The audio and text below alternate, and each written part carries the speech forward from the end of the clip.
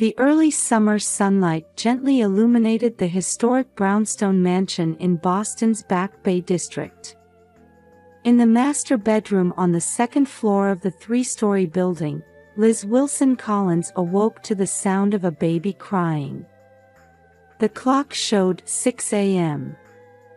A fresh breeze from the Charles River quietly stirred the lace curtains. "Grace, Mama's coming." As she rose from her pillow, Liz glanced at her husband Michael sleeping beside her. Careful not to wake him after his late night at the investment bank, she gently pulled back the covers. While slipping into her silk pajamas, she still felt a twinge of guilt about their cost. From downstairs, Chopin's waltz melted into the morning silence. Emily, her 12-year-old daughter, had begun her usual early morning piano practice. Though on the autism spectrum, Emily possessed remarkable musical talent. Her clear tones brought an unexpected warmth to this grand mansion.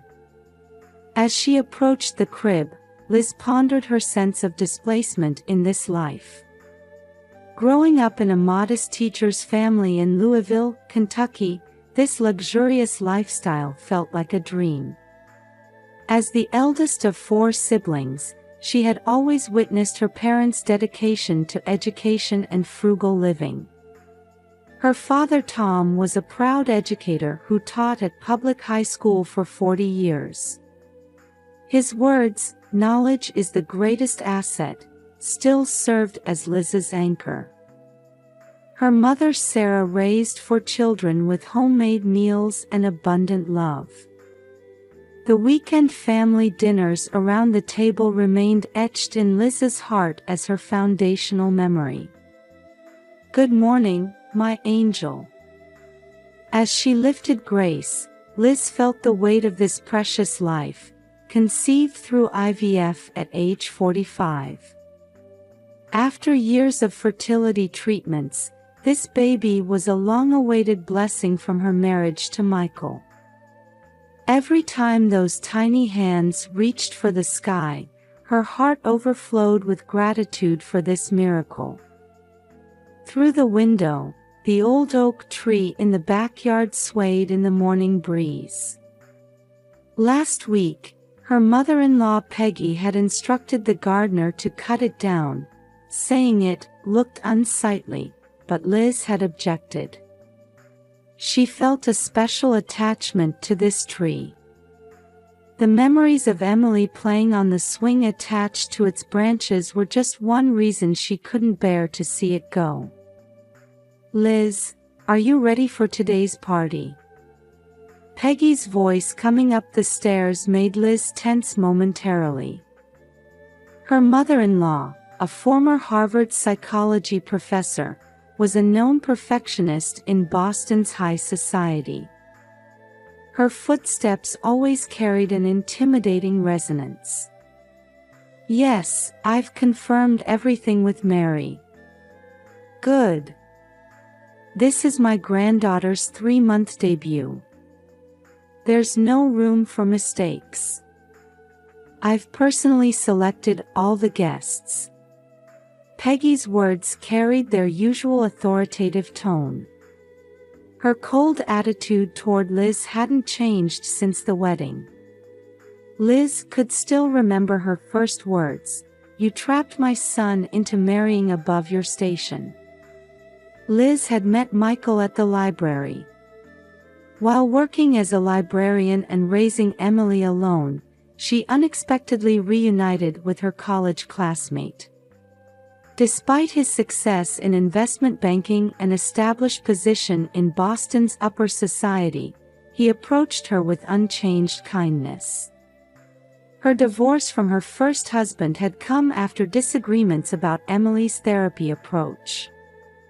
The gulf between her husband's insistence on normal education over music and Liz's desire to nurture her daughter's talent had grown unbridgeable. Now, however, Emily's piano playing served as a bridge connecting their families' hearts. Emily's piano playing paused briefly before beginning a new piece. Another Chopin waltz.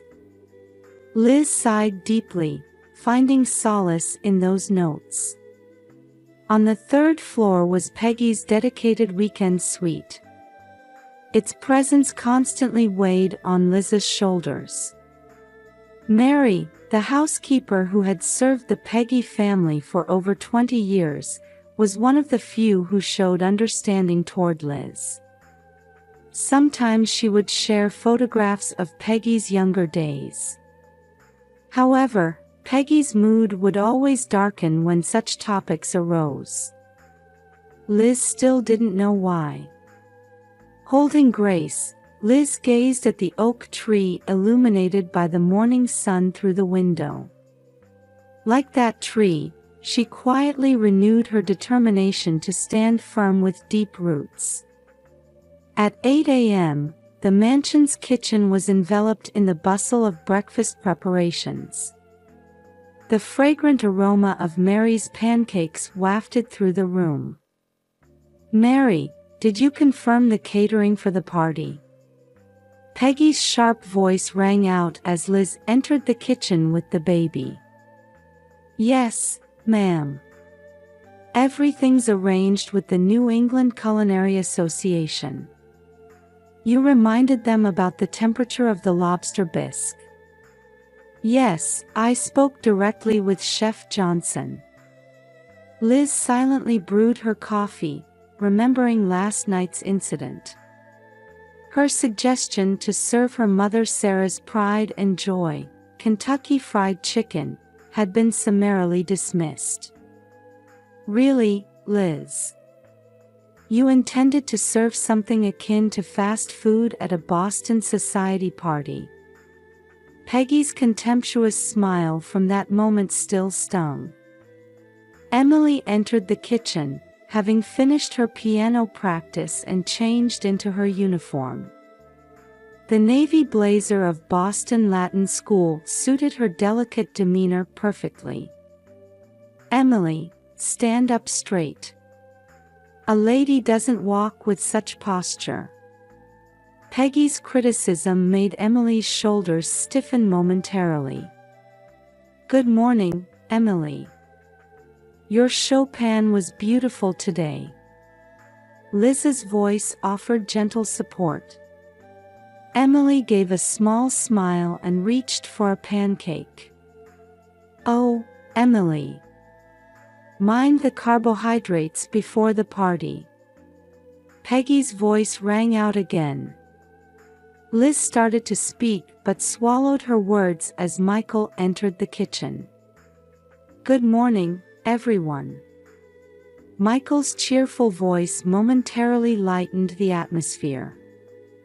However, Liz didn't miss the fatigue in his eyes. Another late-night conference call about investment projects had kept him up. "Michael, you'll definitely be home early today, won't you?" A subtle command underlaid Peggy's voice. "Of course, Mother. It's my daughter's special day." Michael kissed Grace's cheek. The baby laughed delightedly. "Indeed. This is the debut of the Collins family heir." Liz felt a slight discomfort at Peggy's words. At 9 a.m., party preparations began in earnest. Gardeners tended to the roses, catering staff arranged table settings. A string quartet from the Boston Symphony Orchestra would be set up in the living room. "Liz, you're not planning to wear that dress, are you?" Peggy, descending the stairs, surveyed Liz's outfit from top to bottom. "This is Chanel. Michael gave it to me for my birthday. Last year's collection, isn't it? Many of our guests are from the fashion world. It makes a poor impression." Liz bit her lips silently. In truth, when buying this dress, she had been startled by its price tag, equivalent to a year's salary at the library. Still, she had accepted it, considering Michael's feelings. "There's this season's dress in the third-floor closet. Wear that," Peggy commanded before disappearing into the living room. At that moment, Emily's piano began to play again. The delicate notes seemed to wash away the heavy atmosphere like gentle rain. Holding Grace close, Liz looked out the window. The oak tree in the backyard swayed gently in the morning light, as if sensing something to come. In the master bedroom closet lay a handmade quilt sent from Liz's family home.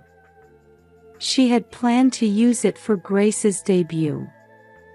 Her mother Sarah had stitched it with love, each stitch carrying her affection. However, seeing Peggy's current attitude, it was clear this too would be rejected. No doubt Peggy had already envisioned Grace wrapped in an expensive cashmere blanket. Emily's playing grew stronger. Wrapped in these unchanging notes of love, Liz sighed deeply. She intuitively felt that today would mark some kind of turning point. At 10 a.m., the Boston sky was crystalline blue, as if specially arranged for this day. A pleasant early summer morning at 72 degrees. A gentle breeze from the Charles River tapped softly at the mansion's windows. Liz was in the second-floor bedroom, covering Grace with Sarah's handmade quilt. The pastel patchwork radiated love in every stitch. The baby breathed peacefully, wrapped in the familiar soft fabric. "Goodness! What are you doing?" Peggy's voice rang out as the door suddenly opened. "You're planning to use something so rustic. Change it to the Hermes cashmere blanket immediately." Liz answered quietly but firmly. "This is from my mother, who stitched each piece for her granddaughter. The Boston Globe Society columnist is coming today. This affects the Collins family's dignity." Peggy pulled out an expensive blanket from the closet, carelessly setting aside the handmade quilt. From downstairs came Emily's piano, Chopin's Minute Waltz. She was doing a final check of her performance piece for the party. The pure notes slightly softened the heavy atmosphere. "Young miss, your playing is wonderful." Mary quietly spoke to Emily as she set down a glass of lemonade in the music room. "Madam used to play piano in her youth." Her words were cut short by Peggy's sharp glance as she descended the stairs. At 11 a.m., the first guests began arriving. Museum trustees, Harvard professors, investment bank executives. Women in the latest designer dresses, men in perfectly tailored suits. Then Liz's parents arrived. Tom in his modest navy suit and Sarah in her handmade dress, carrying a package of lovingly made buttermilk biscuits. Peggy's expression tightened momentarily before forcing a smile. "My, you've come so far. But bringing food. This is our family tradition." Liz's voice rose unexpectedly. But at that moment, Michael's phone rang, an emergency work call that required his immediate attention. In the music room, Emily was about to begin her performance. As the invited guests watched the autistic girl with mixed curiosity and sympathy, pure notes began filling the room. The Minute Waltz took on a fresh, life-affirming quality through Emily's sensitive interpretation, enveloping the venue. Gradually, the audience's expressions changed. Surprise and emotion began seeping through the masks of high society. After the performance, a deep silence was followed by thunderous applause. Remarkable talent. A natural musician. Hard to believe she's autistic. Then Tom quietly spoke. Education isn't determined by family background or environment.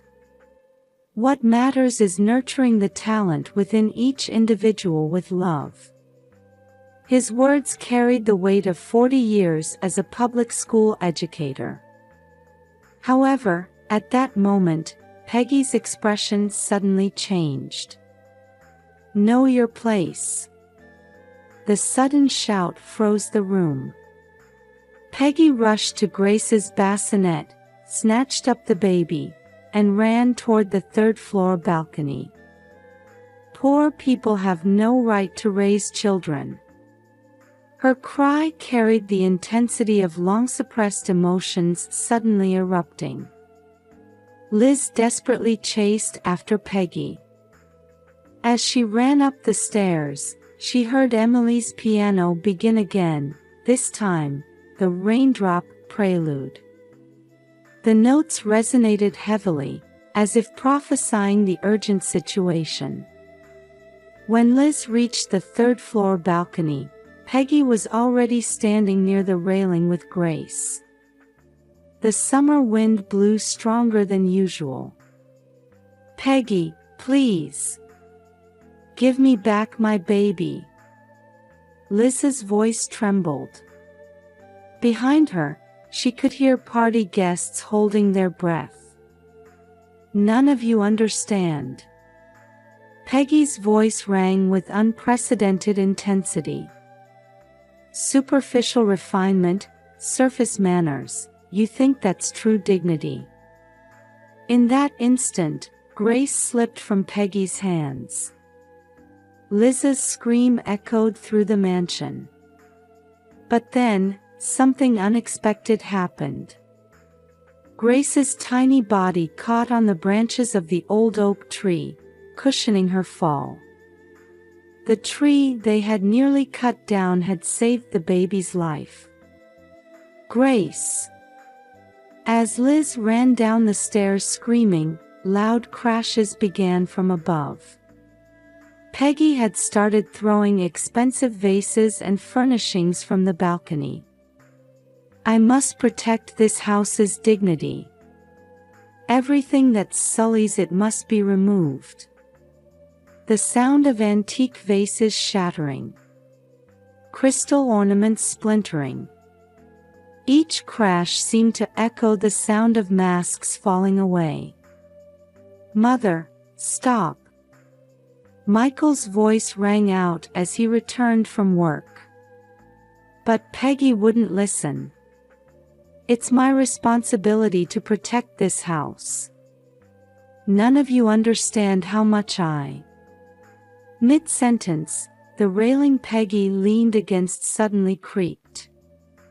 Years of weather had corroded its interior. Watch out! Mary's scream echoed. But the warning came too late. The railing collapsed, and Peggy fell onto the second-floor balcony. At that moment, Emily's piano suddenly stopped. Silence enveloped the entire mansion. The sound of approaching ambulance sirens grew closer. Firefighters arrived to rescue Grace from the oak tree. Another ambulance attended to the unconscious Peggy. Liz. Just before being loaded onto the stretcher, Peggy opened her eyes briefly. They held a vulnerability never seen before. I was poor too. Those were her last words before being taken to the hospital. In the mansion's backyard lay scattered fragments of expensive furnishings. Only the oak tree stood quietly. Miraculously rescued, Grace showed no signs of distress, maintaining a peaceful expression. Mary silently handed Liz an old photograph. It showed a young Peggy, smiling in a cheap dress in front of a small apartment. Behind her stood Peggy's now-deceased mother in modest attire. She was a piano teacher. Mary said quietly. Madam's mother worked in a factory while paying for her daughter's piano lessons. Downstairs, Emily began playing piano again. This time, Chopin's Farewell Waltz. The melancholic melody quietly resonated through the broken pieces. In her private room at Massachusetts General Hospital, Peggy slowly opened her eyes. Through the window, she could see the sunset over the Charles River. Among the elaborate flower arrangements in the room stood a single daisy in a simple vase. The small white flower held a strange presence among the luxurious blooms. You remembered Mother's favorite flower. Peggy turned a surprised face toward Liz, who smiled at her bedside. Gone was her former imperious manner, replaced by the expression of a fragile elderly woman. How did you know? Mary told me. About how your mother would pick daisies on her way home from the factory and always place them by your pillow. They were your most treasured possession. Tears welled in Peggy's eyes. Memories sealed away for more than 40 years suddenly flooded back. Her body trembled slightly in the white hospital bed. My mother worked in a South Boston textile factory while paying for my piano lessons. Peggy's voice carried a softness never heard before, almost like that of a young girl. Sometimes she'd skip meals to pay for lessons. She'd say, "Peggy, I never want you to live the life I've had." The reminiscence continued. Even on cold winter days, she'd buy sheet music instead of gloves for herself. With freezing fingers, she'd say, "My dreams will come true through you." In the corner of the room, Emily practiced on an electronic piano with headphones. Peggy didn't yet know about the scout from Juilliard School of Music. The girl's graceful fingers dancing across the keys mirrored young Peggy's mother perfectly. Mother was actually a brilliant pianist. I only learned in her final years that she'd been invited to the Vienna Conservatory. But poverty forced her to give up that dream. That's why Her words trailed off. Covering her face with both hands, Peggy choked back tears. You tried too hard for perfection. Liz spoke softly. In the twilight of the hospital room, her words resonated with deep understanding. But Peggy, true perfection isn't like that. We can support each other precisely because we're all imperfect. At that moment, Emily began to play Chopin's Fantasie Impromptu, the piece Peggy's mother had always wanted to complete. The delicate melody permeated the hospital room, seeming to awaken something deep within the hearts of 3 generations of women. Emily. Peggy's voice trembled. She plays like my mother. Not with technique, but with her heart. It's as if Mother's soul lives on in Emily. Michael entered the hospital room, carrying an old wooden box. Peggy's eyes fixed on it. Mom, we found this in the attic. Mary had been keeping it safe. Inside were yellowed sheet music, records, and photographs of Peggy's young mother. She smiled proudly before a modest wooden piano. Despite her worn dress, her expression radiated dignity. Her profile was identical to Emily's. "I was wrong," Peggy's voice echoed in the twilight hospital room. "I chased after superficial dignity so much that I lost sight of what truly matters. The real beauty, the richness of heart that mother taught me. I'd forgotten it all."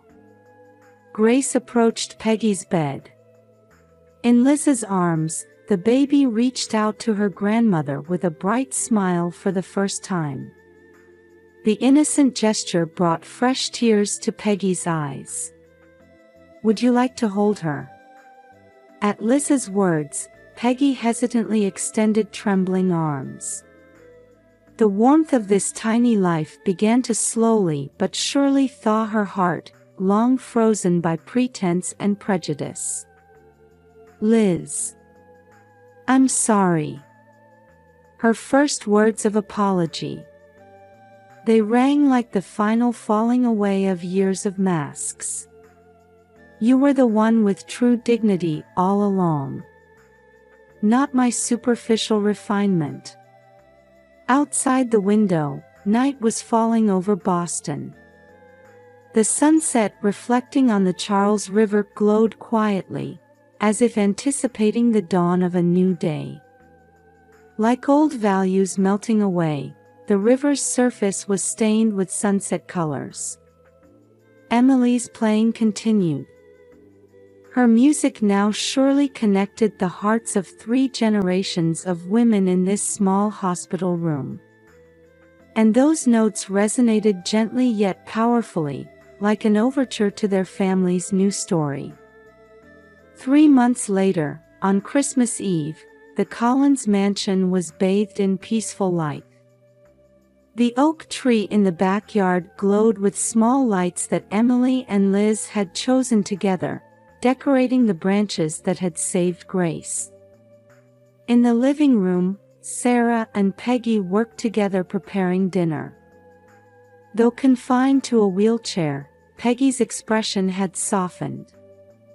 From the kitchen wafted the aromas of traditional New England clam chowder and Kentucky fried chicken. "Sarah, this fried chicken recipe is truly wonderful," Peggy exclaimed with genuine admiration. "Would you share your secret spice blend with me?" Sarah smiled and answered, "Of course, Peggy. But the most important ingredient is love. And you have plenty of that." Emily's piano music softly filled the room. For tonight, she had specially chosen Debussy's Clair de Lune. The gentle melody melted into the Christmas night. "That child will do fine at next month's Juilliard audition," Peggy murmured, listening to her granddaughters playing.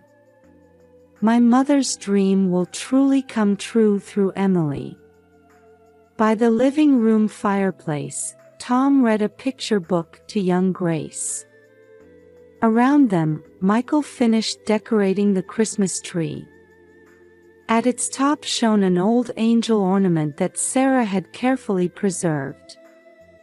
"Everyone, dinner is ready," Mary announced cheerfully. She was now treated not just as a housekeeper, but as a family member. The table displayed dishes honoring both families' traditions. Peggy's preferred formal dinnerware harmonized beautifully with Sarah's handmade tablecloth. "May I say a few words?" Peggy raised herself slightly in her wheelchair. "In these 3 months, I've learned the most important lesson of my life. True dignity isn't found in gleaming silverware or expensive furnishings. It's..." At that moment, Grace spoke her first word. "Love you." The room fell silent. The baby's innocent words seemed to have been saved especially for this day. Liz embraced her baby with tears in her eyes. "That's right, Grace. We all love each other." Emily's piano moved to a Chopin nocturne. The notes rang out crystal clear, as if announcing the beginning of the family's new story. Outside the window, snow began falling quietly over Boston. The snow accumulating on the oak tree's branches gleamed pure white, like the family's hearts released from their former burdens. "Liz," Peggy called quietly. "Thank you. You taught me. True family bonds mean accepting and supporting each other's differences." Michael raised his glass. "Let's toast to the beginning of our new family traditions." The sound of crystal glasses touching rang throughout the room. The sound carried a pure resonance, like the final melting away of years of barriers. Emily finished playing and joined the family circle. Her expression showed unprecedented peace. Through music, and through her family's unconditional love, the autistic girl had found her true place. As the fireplace flames flickered quietly, Liz made a silent vow. This was true happiness. Family bonds weren't about seeking perfection, but about accepting and supporting each other's imperfections.